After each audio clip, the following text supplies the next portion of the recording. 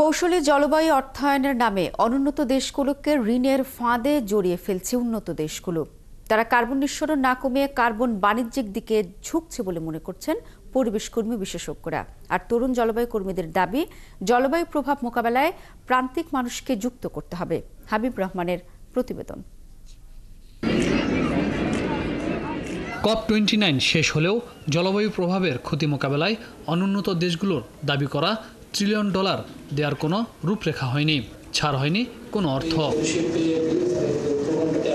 সোমবার global climate media network আয়োজিত post কপ নিয়ে আলোচনায় বক্তারা বলেন, জলবায়ু পরিবর্তনের প্রভাবে ক্ষতিগ্রস্ত দেশগুলো অনুদান চায়, কিন্তু কৌশলে উন্নত দেশগুলো ক্ষতিগ্রস্ত দেশগুলোকে ঋণের জালে ফেলছে, দিচ্ছে না লস অ্যান্ড ড্যামেজের অর্থও। বাংলাদেশ এই পর্যন্ত গ্লোবাল ফান্ডিং এনটিটি থেকে কত টাকা নিয়ে আসতে পারলো? কেন নিয়ে আসতে পারছি না হাবিব ভাই? আমাদেরকে বের করতে হবে। টু বি অনেস্ট, আমাদের ক্যাপাসিটি নাই, বিকজ ওরা চায় না ক্লাইমেট ফাইন্যান্স ডিমার্কেশন হোক। বাইল্যাটারাল লোন, মোস্টলি মাল্টিল্যাটারাল লোনটা বাইল্যাটারাল লোন নেওয়া হচ্ছে জলবায়ু অর্থায়ন। তাহলে আগামী 2030-এর ভেতরেও এই সর্বোচ্চ জলবায়ু ঝুঁকির ফাঁদে বাংলাদেশে ঢুকবে।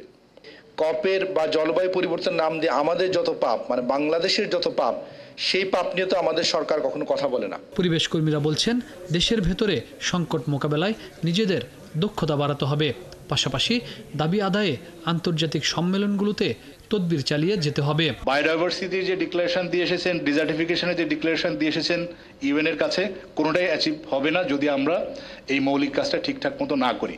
এই যে কার্বন মার্কেট মেকানিজম, এগুলি সব হচ্ছে একটা কনসিকুয়েন্টলি তারা আগাচ্ছে, তারা খুবই কনসিস্টেন্টলি আগাচ্ছে এবং আমাদেরকে ট্র্যাপ করছে। তরুণ জলবায়ু কর্মীরা বলেন, এই সংকট মোকাবেলায় স্থানীয়দের যুক্ত করতে হবে। জলবায়ু পরিবর্তনের কারণে আসলে কুষ্টিয়া নদী ভাঙনটা হচ্ছে, কিন্তু এখানে সবচেয়ে বড় কারণ আছে যে অবৈধ বালি উত্তোলন।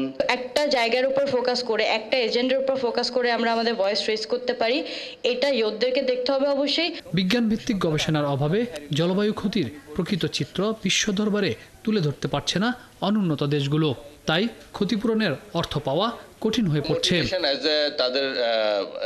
হাবিব রহমান, ৭১, ঢাকা।